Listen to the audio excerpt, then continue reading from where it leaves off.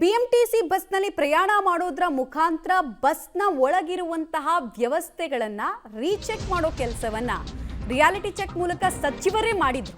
ಸಚಿವ ಬೈರತಿ ಸುರೇಶ್ ಮಾಸ್ಕ್ ಹಾಕೊಂಡು ಬಸ್ನಲ್ಲಿ ಓಡಾಡುವಂತಹ ದೃಶ್ಯ ನೀವೆಲ್ಲ ನೋಡಿರಬಹುದು. ಚಿಲ್ಲರೆ ಕೇಳಿದ್ದಕ್ಕೆ ಸಚಿವರನ್ನೇ ಕಂಡಕ್ಟರ್ ಬಸ್ನಿಂದ ಇಳಿಸಿದ್ದ.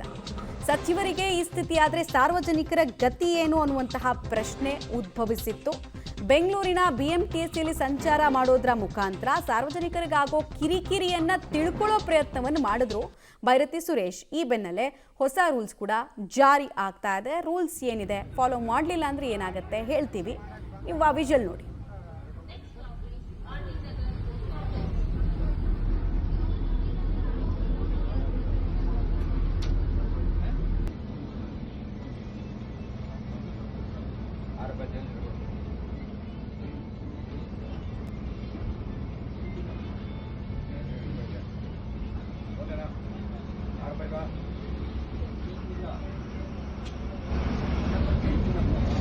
ಇಲ್ಲ ನಾನು ನೋಡಿದ್ದೆ ಏನದು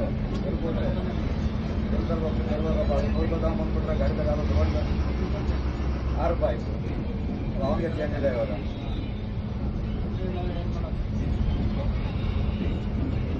ನೋಡಿದ್ದೆ ಚೇಂಜ್ ಇಲ್ಲ. ನಾವು ₹16 ₹12 ಏನಿಲ್ಲ.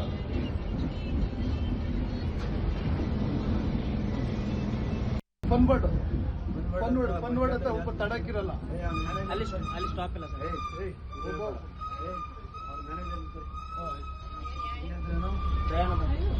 ಇಬ್ಬರು ಸಬ್ಸ್ಕ್ರೈಬ್ ಮಾಡ್ಬೇಕು.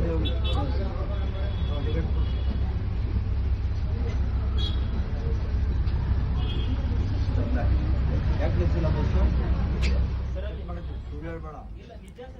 ಸಚಿವರು ಫಸ್ಟು ಅವ್ರ ಸಚಿವರು ಅನ್ನೋದು ಗೊತ್ತಾಗಲ್ಲ, ಸೊ ಚೇಂಜ್ ಇಲ್ಲ ಅಂದ್ರೆ ಇಳ್ಕೊಳ್ರಿ ಅಂತ ಕಂಡಕ್ಟರ್ ಆವಾಜ್ ಹಾಕ್ತಾರೆ.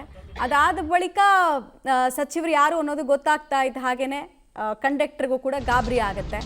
ಇದು ಸತ್ಯ ದರ್ಶನದ ಭಾಗ ಅಂತ ಸಚಿವರೇ ಇದನ್ನು ಪೋಸ್ಟ್ ಎಲ್ಲ ಮಾಡ್ಕೊಂಡಿದ್ದಾರೆ. ಈ ಬೆನ್ನಲ್ಲೇ ಬಿಜೆಪಿ ಸಹಜವಾಗಿ ಇದಕ್ಕೆ ವ್ಯಂಗ್ಯವಾಡ್ತಾ ಇದೆ. ಸಾಮಾಜಿಕ ಜಾಲತಾಣದಲ್ಲೂ ಪರ ವಿರೋಧದ ಚರ್ಚೆಗೆ ಇದು ಕಾರಣ ಆಗಿದೆ. ಮಾಸ್ಕ್ ಧರಿಸಿ ಸಿಟಿ ರೌಂಡ್ಸ್ ಮಾಡಿದ್ರು ಮಿನಿಸ್ಟರ್ ಅಲ್ವಾ, ಅದಕ್ಕೆ ಬಿಜೆಪಿ ಲೇವಡಿ ಮಾಡ್ತಾ ಇದೆ. ಇದು ಚಿಲ್ಲರೆ ಕಾಲ ಅಲ್ಲ, QR ಕೋಡ್ ಕಾಲ. ಮಾರುವೇಷದಲ್ಲಿ ರಿಯಾಲಿಟಿ ಚೆಕ್ ಯಾಕೆ ಅನ್ನೋದು ಬಿಜೆಪಿಯ ಪ್ರಶ್ನೆ. ಮತ್ತು ರಿಯಾಲಿಟಿ ಚೆಕ್ ಮಾಡ್ಬೇಕಂದ್ರೆ ಇನ್ನೇನು ಮಾಡಬೇಕು? ಇವರೇನಾದರೂ ಹೇಳ್ತಾರಾ? ಇವ್ರು ಹೇಳಿದ ಪ್ರಕಾರ ಮಾಡಬೇಕಾ ಹಾಗಾದರೆ ಸಚಿವರು ಅನ್ನೋದು ಸಹಜವಾದ ಪ್ರಶ್ನೆ ಬರುತ್ತೆ. ಸುರೇಶ್ ಕುಮಾರ್ ಅವರು ವ್ಯಂಗ್ಯವಾಡಿದ್ದಾರೆ.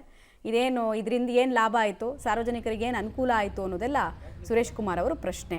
ಅನುಕೂಲ ಆಯಿತೋ ಬಿಡ್ತೋ, ಬಟ್ BMTC ಒಳಗೆ ಪರಿಸ್ಥಿತಿ ಹೇಗಿದೆ ಅನ್ನೋದು ತೋರಿಸ್ತು. ಎರಡನೇದು ನಾವು ಅರ್ಥ ಮಾಡ್ಕೊಳ್ಬೇಕಾಗಿರೋದು, ಕಂಡಕ್ಟರ್ಸ್ದು ಕೂಡ ಚಿಲ್ಲರೆ ಪ್ರಾಬ್ಲಮನ್ನು ಅರ್ಥ ಮಾಡ್ಕೊಳ್ಬೇಕು. ಎಲ್ಲಿಂದ ಸಿಗುತ್ತೆ ಅವ್ರಿಗೆ ಚಿಲ್ಲರೆ? First of all cash flow ಇಲ್ಲ, ಹಿಂದೆಲ್ಲ ಇದ್ದಿದ್ದ ಥರ ಒಂದು. ಎರಡನೇದು ಅವ್ರಿಗೆ ATM ಮಿಷಿನ್ ಕೊಟ್ಟಿದ್ದಾರಲ್ವಾ, ಅದರದ್ದು ಸರ್ವರ್ ಯಾವಾಗಲೂ ಡೌನೇ ಇರುತ್ತೆ.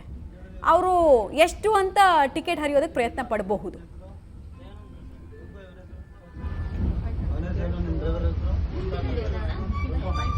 ಸಚಿವ ಬೈರತಿ ಸುರೇಶ್ ಅವರು ದಿಢೀರಾಗಿ BMTC ಬಸ್ಗಳಲ್ಲಿ ರಿಯಾಲಿಟಿ ಚೆಕ್ಕನ್ನು ಕೂಡ ನಡೆಸಿದ್ರು.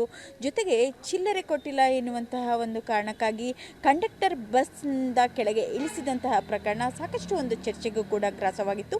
ಇನ್ನು ಈ ಬಗ್ಗೆ ಮಾತನಾಡಲಿಕ್ಕೆ ನಮ್ಮ ಜೊತೆ ರಾಜಾಜಿನಗರದ ಶಾಸಕರಾಗಿರ್ತಕ್ಕಂತಹ ಸುರೇಶ್ ಕುಮಾರ್ ಸರ್ ಇದ್ದಾರೆ. ಅವ್ರನ್ನೇ ಮಾತನಾಡಿಸ್ತಾ ಹೋಗ್ತೇನೆ. ಸರ್, ಮೊದಲೇದಾಗಿ ಸಚಿವರ ನಡೆಗೆ ಏನು ಹೇಳ್ತೀರಾ? ನೋಡಿ, ಮಂತ್ರಿಗಿರಿ ಅನ್ನೋದು ಒಂದು ಅಧಿಕಾರ ಅಲ್ಲ. ಆ ಅಧಿಕಾರ ಅಂತ ಅಂದ್ಕೊಂಡ್ರೆ ಅದ್ರ ಜೊತೆ ಜವಾಬ್ದಾರಿನೂ ಕೂಡ ಇದೆ. ಕೇವಲ ನಾನು ಅಧಿಕಾರ ಚಲಾಯಿಸ್ತೀನಿ ಅನ್ನೋದು ಯಾರಿಗೂ ಕೂಡ ಅದು ಒಳ್ಳೆಯ ಲಕ್ಷಣ ಅಲ್ಲ. ಈ ಪ್ರಕರಣದಲ್ಲಿ ನಾನು ನೋಡಿದಾಗ ನನಗೆ ನಗು ಬಂತು. ಒಂದು ಮಾರುವೇಷದಲ್ಲಿ ಹೋಗಿ ತನ್ನ ಇಲಾಖೆ ವೈಖರಿನ ಪರಿಶೀಲನೆ ಮಾಡೋದು ಒಂದು ಒಳ್ಳೆಯ ಕರ್ತವ್ಯನೇ, ಒಳ್ಳೆಯ ಕೆಲಸನೇ. ಆದರೆ ಇವ್ರು ₹100 ಕೊಡ್ತಾರೆ, ಅದು ₹17 ಟಿಕೆಟು. ಸರ್ ಚಿಲ್ಲರೆ ಕೊಡಿದ ಅಂತ ದುಡ್ಡಿಲ್ಲ ಅಂತನೂ ಅವ್ನು ಕೆಲಸ ಮಾಡ್ತಾನೆ. ಇವತ್ತು ಭಾಳಷ್ಟು ಜನ, ಇವಾಗ ನಾನೇ ದುಡ್ಡೇ ಕೊಟ್ಕೊಳ್ಳಲ್ಲ. ಬಿಕಾಸ್ ನಾನು ಫೋನ್ಪೇ ಡಿಜಿಟಲ್ ಪೇಮೆಂಟ್ ನಾನು ಮಾಡ್ತೀನಿ, ದುಡ್ಡೇ ಇಟ್ಕೊಳ್ಳಲ್ಲ. ಸೊ ₹100 ಕೊಟ್ಟಾಗ ಅವ್ನು ಚಿಲ್ಲರೆ ಕೊಡಿ ಅಂತ ಕೇಳಿದ್ದೇ ತಪ್ಪಾಗಿ. ಇವ್ರು ಚಿಲ್ಲರೆ ಇಲ್ಲ ಅಂತಂದು, ಚಿಲ್ಲರೆ ಇದ್ದಾರೆ ಅವನು ಟಿಕೆಟು ತೊಗೊಳ್ದೇನೆ ಬಿಟ್ಟರೆ ಅವ್ನು ಮುಂದೆ ಸಿಕ್ಕಾಕೋತಾನೆ. ದುಡ್ಡು ತೊಗೊಳ್ದೆ ಬಿಡೋಕ್ಕೆ ಆಗೋದಿಲ್ಲ. ಸೊ ಅವ್ನು ಕೇಳಿದಾಗ ಕೊನೆ ಇಳಿದು ಹೋಗಿ ಅಂತ ಹೇಳಿದ್ದಾನೆ. ಅದನ್ನು ಡೀಟೇಲ್ಸ್ ಕೊಡ್ತಾರೆ ಅರುಣಾ ನೇರ ಸಂಪರ್ಕದಲ್ಲಿ. ಅರುಣಾ, ಈಗ ಪರ ವಿರೋಧದ ಚರ್ಚೆ ಏನೇ ಇರ್ಬೋದು, ಬಿಜೆಪಿ ಯಾವಾಗಲೂ ಎಲ್ಲದರಲ್ಲೂ ಕೂಡ ಮೊಸರಲ್ಲೂ ಕೂಡ ಕಲ್ಲು ಹುಡ್ಕೋ ಕೆಲಸ ಮಾಡಲೇಬೇಕು ವಿರೋಧ ಪಕ್ಷವಾಗ, ಅದು ಮಾಡ್ತಾರೆ. ಬಟ್ ಇಲ್ಲಿ ಪ್ರಶ್ನೆ ಇರೋದು ಕಂಡಕ್ಟರ್ ಡ್ರೈವರ್ಸ್ದು ಕೂಡ ಕಷ್ಟ ಅರ್ಥ ಮಾಡ್ಕೊಳ್ಬೇಕು. ಒಂದು ಸಲಕ್ಕೆ ಶಿಫ್ಟಲ್ಲಿ ನೀವು 150ರಿಂದ 300 ಕಿಲೋಮೀಟರ್ ಕವರ್ ಮಾಡಬೇಕು ಅಂತಲೂ ಅಲಿಖಿತ ನಿಯಮ ಇದೆ. ಟ್ರಿಪ್ಸ್ ಜಾಸ್ತಿ ಮಾಡಿ ಅಂತಲೂ ಹೇಳ್ತಾರೆ. ಸಾರ್ವಜನಿಕರ ಜೊತೆ ಚೆನ್ನಾಗಿ ನೀವು ವರ್ತಿಸಿ ಅಂತಲೂ ಹೇಳ್ತಾರೆ. ಒತ್ತಡ ನಿರ್ಮಾಣ ಮಾಡಿ ಟಾರ್ಗೆಟ್ ಕೊಟ್ಟು ಸೌಜನ್ಯದಿಂದ ವರ್ತಿಸಿ ಅಂದರೆ ಹೆಂಗದು? ಎಸ್ ಮಮತಾ, ಸಾರಿಗೆ ಸಚಿವ ಬೈರತಿ ಸುರೇಶ್ ಅವರ ರಿಯಾಲಿಟಿ ಚೆಕ್ಗೆ ಸಾಕಷ್ಟು ಒಂದು ಪರ ವಿರೋಧ ಚರ್ಚೆಗಳು ಕೂಡ ವ್ಯಕ್ತವಾಗ್ತಾ ಇದ್ದಾವೆ. ಇದರ ನಡುವೆ ಸಾರಿಗೆ ನೌಕರರು ಕೂಡ ಸಾಕಷ್ಟು ಒಂದು ಗೊಂದಲಕ್ಕೂ ಕೂಡ ಎಡೆ ಆಗ್ತಾ ಇದ್ದಾರೆ. ಯಾಕಂತಂದರೆ ಈಗಾಗಲೇ ಸಾರಿಗೆ ಸಚಿವರನ್ನು ಚಿಲ್ಲರೆ ಕೊಟ್ಟಿಲ್ಲ ಎನ್ನುವಂತಹ ಕಾರಣಕ್ಕೆ ಒಂದು ಕಡೆ ಕಂಡಕ್ಟರ್ ಕೆಳಗಿಳಿಸ್ತಾರೆ, ಮತ್ತೊಂದು ಕಡೆ ಮತ್ತೊಂದು ವಿಡಿಯೋದಲ್ಲಿ ನೋಡಬಹುದಾಗಿದೆ ಬಸ್ ಸ್ಟಾಪಲ್ಲಿ ಬಸ್ಸನ್ನು ನಿಲ್ಲಿಸಿಲ್ಲ ಎನ್ನುವಂತಹ ಒಂದು ಒಳ್ಳೆಯ ಉದ್ದೇಶದಿಂದಲೇ ಇವರಿಬ್ಬರನ್ನು ಸಸ್ಪೆಂಡ್ ಮಾಡಿ ಎನ್ನುವಂತಹ ಒಂದು ಮೌಖಿಕ ಆದೇಶವನ್ನು ಕೂಡ ಮಾಡ್ತಾರೆ.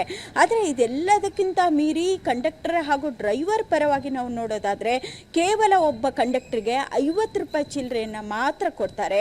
ಜೊತೆಗೆ ಶಕ್ತಿ ಯೋಜನೆ ಬಂದಾಗಿದ್ದಂಥ ಬಹಳಷ್ಟು ಮಹಿಳೆಯರು ಕೂಡ ಓಡಾಡ್ತಾರೆ. ಅವರೆಲ್ಲರಿಗೂ ಕೂಡ ಆಧಾರ್ ಕಾರ್ಡ್ ತೋರಿಸ್ತಾರೆ, ಟಿಕೆಟನ್ನು ಇಶ್ಯೂ ಮಾಡ್ತಾರೆ. ಜೊತೆಗೆ ವಿದ್ಯಾರ್ಥಿಗಳು ಇರಬಹುದು, ಜೊತೆಗೆ ಕೆಲವೊಂದಿಷ್ಟು ಜನ ದೈನಂದಿನ ಪಾಸ್ ಇರ್ಬೋದು, ಮಂತ್ಲಿ ಪಾಸ್ಗಳನ್ನ ಕೂಡ ತೆಗೆದುಕೊಂಡು ಓಡಾಡ್ತಾರೆ. ಹೀಗಾಗಿ ಅವ್ರಿಗೂ ಕೂಡ ಅವರು ಹಣವನ್ನು ಕೂಡ ಕೊಡೋದಿಲ್ಲ. ಹೀಗಾಗಿ ಕಂಡಕ್ಟರ್ ಹತ್ರ ಚಿಲ್ಲರೆ ಸಮಸ್ಯೆ ಅಂತೂ ಎದುರಾಗೇ ಆಗುತ್ತೆ. ಇನ್ನು ಬಿಜೆಪಿಯವರು ಹೇಳೋ ಪ್ರಕಾರ ಡೈನಮಿಕ್ QR ಕೋಡ್ ಇರಬೇಕಿತ್ತು, ಅದನ್ನು ಕೂಡ ಬಳಸುವಂತಹ ಒಂದು ಪ್ರಯತ್ನವನ್ನು ಮಾಡಬೇಕಿತ್ತು. ಆದರೆ ನೀವು ಹೇಳ್ದಂಗೆ ಈಗಾಗಲೇ ಬಹಳಷ್ಟು ಕಡೆ ಸರ್ವರ್ ಡೌನ್ ಆಗುತ್ತೆ. ಜೊತೆಗೆ ಪೀಕ್ ಅವರ್ನಲ್ಲಿ ಸಾಕಷ್ಟು ಸಂಖ್ಯೆಯಲ್ಲಿ ಇಡೀ ಫುಲ್ಲೇ ಬಸ್ ರಶ್ ಇರುತ್ತೆ. ಅಂತಹ ಸಂದರ್ಭದಲ್ಲಿ ಎಲ್ಲರಿಗೂ ಕೂಡ ಟಿಕೆಟ್ ಇಶ್ಯೂ ಮಾಡಲಿಕ್ಕೂ ಕೂಡ ಸಮಯ ಆಗುತ್ತೆ. ಹೀಗಾಗಿ ಇದೆಲ್ಲ ಕಾರಣದಿಂದಾಗಿ ಬೈರತಿ ಸುರೇಶ್ ಅವರ ರಿಯಾಲಿಟಿ ಚೆಕ್ಗೆ ಸಾಕಷ್ಟು ಒಂದು ಪರ ಹಾಗೂ ವಿರೋಧ ಚರ್ಚೆಗಳು ಕೂಡ ವ್ಯಕ್ತ ಆಗ್ತಾ ಇದ್ದಾವೆ. ಧನ್ಯವಾದ ತಮ್ಮ ಮಾಹಿತಿಗಾಗಿ.